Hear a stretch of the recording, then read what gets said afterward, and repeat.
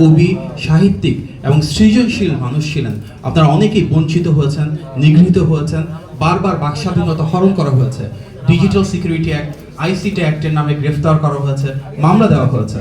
তারপরও একটি গণতান্ত্রিক আকাঙ্ক্ষাকে ধারণ করে আপনারা রাজপথে ছিলেন, কেউ বুদ্ধিবৃত্তিক জায়গায় ছিলেন, গণতন্ত্র পুনরুদ্ধারের সংগ্রামে অনবদ্য ভূমিকা রেখেছিলেন। আর এই যে আমাদের গণতান্ত্রিক আকাঙ্ক্ষা, সেটিকে বাস্তবায়নের জন্যই 16 বছরের সুদীর্ঘ যে গণতান্ত্রিক পথযাত্রা এবং গণ অভ্যুত্থান, সেই সংগ্রামে আমাদের নেতৃত্ব এবং নির্দেশনা দিয়েছিলেন, প্রেরণা এবং সাহস জুগিয়েছিলেন আমাদের আজকের অনুষ্ঠানের প্রধান অতিথি, বিএনপির ভারপ্রাপ্ত চেয়ারম্যান জনাব তারেক রহমান, যিনি সবচাইতে বেশি বাকস্বাধীনতা হরণের শিকার হয়েছিলেন।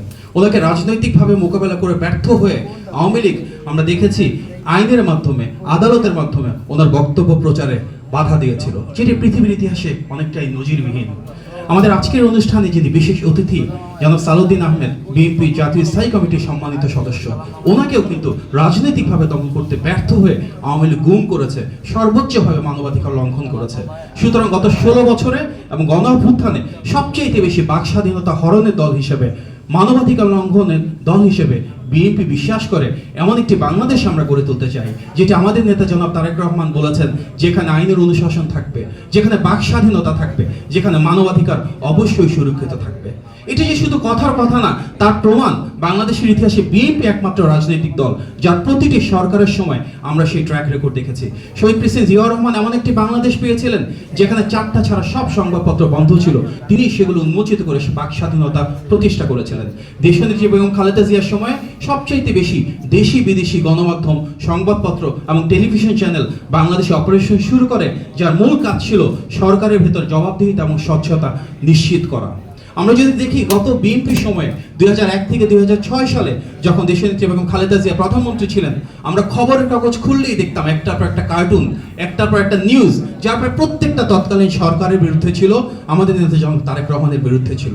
এমন সব অভিযোগ গত প্রায় 24 বছর ধরে করা হয়েছে, যার শুরু হয়েছিল বিএনপি রাষ্ট্র ক্ষমতায় থাকলে। সে অভিযোগ, সে অপপ্রচারের একটাও কেউ প্রমাণ করতে পারেনি, কেউ একটাও প্রমাণও করতে পারবে না, কারণ তার প্রত্যেকটাই ছিল গভীর ষড়যন্ত্র, যা শুরু হয়েছিল বিএনপি রাষ্ট্র পরিচালনায় দায়িত্ব থাকার সময় থেকে।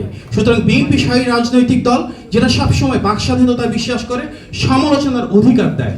আর তাই ইনশাল্লাহ সামনেও যে বাংলাদেশ আমরা পাবো, ইনশাল্লাহ জনগণের ভোটে নির্বাচিত সেই বিএনপি সরকারের 31 দফার আলোকে এমন একটি বাংলাদেশ আমরা গড়ে তুলবো, যেটা আমাদের নেতা জনাব তারেক রহমান বলেছেন, যেখানে ঐক্য থাকবে, সহাবস্থান থাকবে, সম্মানবোধ থাকবে, যার ভিত্তি হবে সবার আগে বাংলাদেশ, যেখানে প্রত্যেকটা ব্যক্তির রাষ্ট্রের যারা শীর্ষ পর্যায়ে রয়েছেন, প্রধানমন্ত্রী কিংবা রাষ্ট্রযন্ত্রকে প্রশ্নবিদ্ধ করার, বাস্তবসম্মত এবং যৌক্তিক সমালোচনা করার অধিকার থাকবে।